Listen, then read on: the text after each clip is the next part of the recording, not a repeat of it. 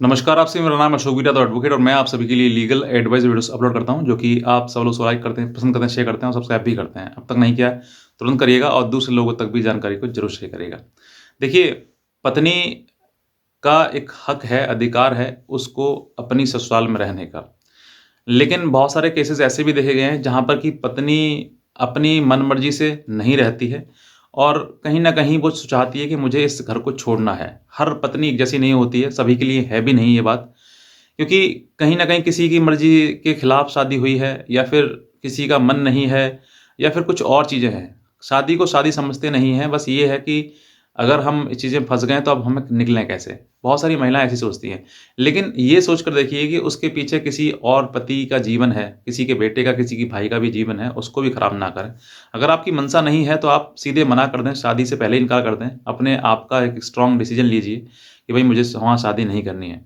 मन नहीं है तो मत करिए, लेकिन शादी करने के बाद इस तरह की चीज़ें सामने आती हैं, तो बहुत दुःख होता है कि एक व्यक्ति लड़की तो है ही है, लेकिन लड़के की ज़िंदगी खराब हो रही है। तो आज मैं आपको ये बताऊँगा कि लड़की जिस पत्नी को अपने ससुराल में नहीं रहना होता है, तो वो 3 गलतियाँ सबसे पहले ये करती है, क्योंकि उसको लगता है कि मुझे रहना तो है नहीं, तो मुझे बिगाड़ के क्यों नहीं जाएँ यहाँ से। सबसे पहली गलती कि वो सबसे पहले आपके घर वालों के साथ में या आपके साथ में जो उसका रवैया है, वो सबसे तेज़ी से उसका बदला जाएगा। यानी कि जिस जिस प्रकार से उसका व्यवहार पहले था, शुरुआत में था या 1-2 दिन पहले था, उसके बाद जो लगातार व्यवहार उसका बदल जाएगा। जिस दौरान आप समझ सकते हैं कि जैसे कि घर में सास होती है, ननद होती है, पति होता है, ससुर होता है, ये 4 लोग तो मोस्ट कॉमनली होते ही हैं, देवर भी होता है, लेकिन देवर का ज़्यादा रोल नहीं होता है क्योंकि वो अलग चीज़ है और कहते हैं ना महिला एक महिला से ही ज़्यादा पीड़ित हो जाती है। मतलब उसका जो द्वंद है जो लड़ाई-झगड़ा है वो ज़्यादातर सास से और नंद से ही रहता है क्योंकि नंद को ये पता रहता है कि मेरा घर है, मेरा भाई है, मेरी भाभी है। उसी प्रकार से सास को ये रहता है कि मेरा बेटा है और मेरी बहू है। लेकिन जहाँ पर बात करते हैं पत्नी की, तो पत्नी जैसे ये दोनों जो व्यक्ति हैं, ननद और सास, ये दोनों अपनी भाभी या अपनी बहू को जो है, उस रास्ते पे चलाना चाहते हैं जो बेहतर से बेहतर होता है। अब उस रास्ते पे चलने में दिक्कत तो आती ही आती है। किसी को टोकना, कहना, समझाना ये बुरा तो लगता ही है। लेकिन जो महिला इन सब चीज़ों को गुज़र जाती है, वो अपना जीवन सँभाल लेती है। लेकिन जहाँ पर ये सब बातें होते हुए एक बहू जो है यानी कि पत्नी जो है, इन सब चीज़ों से ज़्यादा परेशान हो जाती है या फिर अपने मन की बात कह नहीं पाती है, तो इन दोनों का झगड़ा जो है वो अपने मायके पहुँचाती है। यानी कि लड़की जो है वो अपनी माँ से कहती है और फिर माँ उसको अपने तरीके से समझाती है। अब कुछ माँएँ होती हैं जो ये कहती हैं कि नहीं बेटा ननद है तो कोई बात नहीं, वो कुछ दिन कितने दिन रहेगी, कल-परसों शादी हो जाएगी उसकी, फिर अपने घर जाएगी वो, अपना घर देखेगी। अब रही सास, तो सास की तो भई माँ है आपकी, उसकी सेवा करनी चाहिए आपको जितना भी। ऐसे बहुत कम माँएँ समझाती हैं अपनी बेटी को। कुछ माँएँ ये समझाती हैं कि अच्छा ऐसे कहा उसने तो उसको ऐसे कर तू। तो मतलब वो उसको उसका प्रतिशोध लेने के लिए दिखाते हैं कि उसको बदला लो, उससे ऐसा कहो, ऐसे करो, तू भी ऐसा कर, वैसे कर। तो ये जब समझाया जाता है ना तो उसके दिमाग चढ़ जाता है और फिर वो माँ से और बहन से झगड़ा करना शुरू करती है, मतलब सास से और ननद से। जब झगड़ा बढ़ जाता है तो फिर वो सास और ननद जो है वो अपने भाई से कहती हैं, यानी कि उनके पति से कहती है, शिकायत करती है कि या आपकी बहू ने या आपकी पत्नी ने ऐसा किया। अब वो सवाल पूछता है, पति सवाल पूछता है, भई तुमने ऐसा क्यों किया? तो फिर वो जो झगड़ा उसके दिमाग में उसकी माँ ने ब ब बना रखा है, यानी कि चढ़ा रखी है उसको गलत-गलत समझा रखा है। अब वही बात जो है पति-पत्नी दोनों आपस में झगड़ा भिड़ जाता है कि तुम भी मेरी सपोर्ट नहीं कर रहे हो, तुम भी अपनी माँ और बहन का सपोर्ट कर रहे हो। अब ये झगड़ा जो है बढ़ जाता है तो हो सकता है कि इस दौरान जो है पत्नी जो है वो ज़्यादा तेज़ी से आवाज़ में बोल जाए या ज़्यादा तू-तड़ाक बोल जाए या फिर बदतमीज़ी कर दे या गाली-गलौच कर दे, कुछ भी कर सकती है क्योंकि एक इंसान का जो दिमाग है वो डिपेंड करता है कि वो किस माहौल में पला है, उसी माहौल के अनुसार वो पति के साथ जो है व्यवहार करना शुरू करेगी। अब ये व्यवहार जो हो सकता है कि अगर ज़्यादा आक्रोशित महिला हो गई कि भई तुमने ऐसा किया, वैसा कहा, तो इस दौरान जो है क्योंकि पत्नी की जुबान चलती है औरत की, तो आदमी का कहीं न कहीं हाथ चल जाता है। तो हाथ चल जाता है, जैसे ही हाथ चल गया वैसे ही अब ये जो बात जो है वो ज़्यादा बढ़ जाती है और ये बढ़ने के बाद जो है यही बात जो है, जो अभी हुई है, हो सकता है रात में हुई हो सकता है शाम में हुई हो, सुबह हुई हो, ये सारी बात जो है फिर अपने माँ माँ से कहती है फ़ोन पर क्योंकि काफ़ी देर जब आधा-आधा 1-1 घंटा बात चलती है तो सारी बातें कही जाती हैं। तो उसका जो कहने का तरीका है वो ये है कि मतलब ये भी बुरे हैं, माँ तो माँ है ही है, सास भी है, ननद भी है, लेकिन इन्होंने ही मेरा पक्ष नहीं किया। कुछ महिलाएँ जो है अपने पति के लिए तू-तड़ाक भी बोल जाती है अपनी माँ से, इसने ऐसा किया, वैसा किया, मैं इसको समझाऊँगी, दिखाऊँगी ऐसे, गुस्से में कह देती हैं।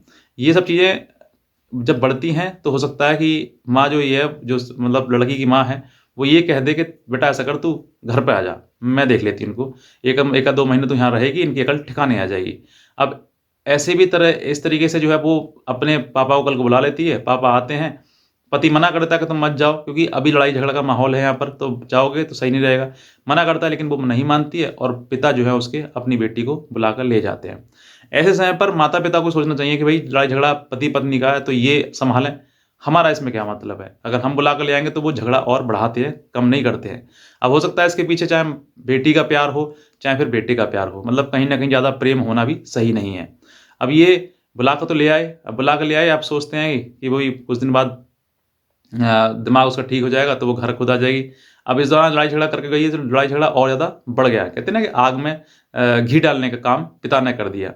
अब ये लड़की को अपने ले तो आए, बेटी को अपने घर पर।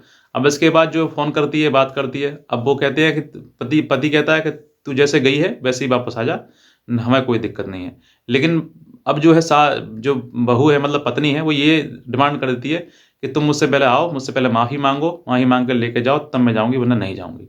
अब ना पति माफ़ी माँगता है और ना पत्नी बिना माफ़ी के आती है। अब इसी बात को इंतज़ार करते-करते 2-3 महीने बीत जाते हैं, तो अब जो है और धमकियाँ पत्नी की तरफ से आती हैं, फिर पति भी कहता है कि जा तुझे जो करना है तू करिए, अब मैं तुझे नहीं रखूँगा या फिर कुछ और बातें कहने शुरू करते हैं। तो अब ये बातें लड़की जो है फिर माँ से या पिता से कहती है तो उनको गुस्सा आता है, तो फिर वो पूरा किसी वकील से बात करते हैं, कोर्ट में फिर मुकदमे शुरू कर देते हैं और फिर ये चीज़ें जो है बढ़कर इतनी हाई-फाई हो जाती हैं कि बहुत ज़्यादा। अब इसमें सबसे पहली बात कि उसका रवैया बदलता है। दूसरा फिर वो बदतमीज़ी पे उतर आती है, जिस तरीके से कि कुछ भी गाली-गलौच करना है या फिर माँ को कि तुम्हारी माँ ऐसी है, तुम्हारी बहन ऐसी है, इस तरीके से गंदगी करना। तीसरा, अब वो जब उसने मुकदमे कर दिए हैं, तो फिर वो अपनी मर्ज़ी के अनुसार काम करेगी। यानी कि पति का तो कोई कहने वाली बात है ही नहीं, मानने वाली बात है ही नहीं। तो ये 3 चीज़ें जब पत्नी करना शुरू कर दे, तो समझ जाइए कि अब इसको नहीं रहना है क्योंकि ये अपनी मर्ज़ी के सही अपनी मर्ज़ी के अनुसार चल रही है, ना ही तो उसको पति की चिंता है, ना इसको सास की, ना ननद की, ना ससुर की, कोई चिंता है ही नहीं। अब ये महिला जो है वो आपको सीधी-सीधी बात है कि ये अब छोड़ना ही चाह रही है, क्योंकि कहीं न कहीं बात को छोटी-सी बात को बहुत बड़ा बना देना और फिर कोर्ट कचहरी तक, थाने तक ले जाना, ये सब अपने आप में आप समझ जाइए कि ये चीज़ें बड़ी होने जा रही हैं। तो जब महिलाएँ ये चीज़ें करने लगे, पहला पहला कि वो बदतमीज़ी करने लगे, यानी कि आपके साथ में गलत अपना रवैया बदलना शुरू कर दे। दूसरा बदतमीज़ी पे उतर आए, जितना आप सोच रहे थे, समझ रहे थे, वो बहुत सारी चीज़ें बढ़ने लगीं। वो आपके साथ बदतमीज़ी करना शुरू कर दे या फिर आपकी माँ को गलत बोलने लगे, बहन को गलत बोलने लगे, गंदी-गंदी गालियाँ देने लगे और भी इल्ज़ाम लगाने लगे, तो समझ जाइए। तीसरा, वो अपनी मर्ज़ी करने लगे, यानी कि सबसे बड़ी बात यही है कि पति के होते हुए अपनी मर्ज़ी के खिलाफ आना-जाना, अपनी मर्ज़ी के खिलाफ मुकदमा करना, जो भी करना, कहना अपनी मर्ज़ी के लिए, अपनी मर्ज़ी के अनुसार कर रही है। तो आप समझ जाइए कि ये जो लक्षण हैं वो यही है कि अब वो पति के साथ में रहना नहीं चाहती है। अब चाहे हालाँकि कोर्ट कचहरी के डर से तो वो कहेगी मैं रहना चाहती हूँ, लेकिन कहीं न कहीं वो यही है उसकी मंशा कि अब उसको नहीं रहना है। हालाँकि आपका अपना ही विवेक है कि आप अपने विवेक अनुसार क्या सोचते हैं। मैंने तो ये बताया आपके लिए कि ये रवैया जो है वो बदलने का यही कारण है कि उसके साथ में नहीं रहना है। तो बस मैं इतना कहना चाहूँगा। बाकी आज का वीडियो देखने के लिए आपसे बहुत धन्यवाद।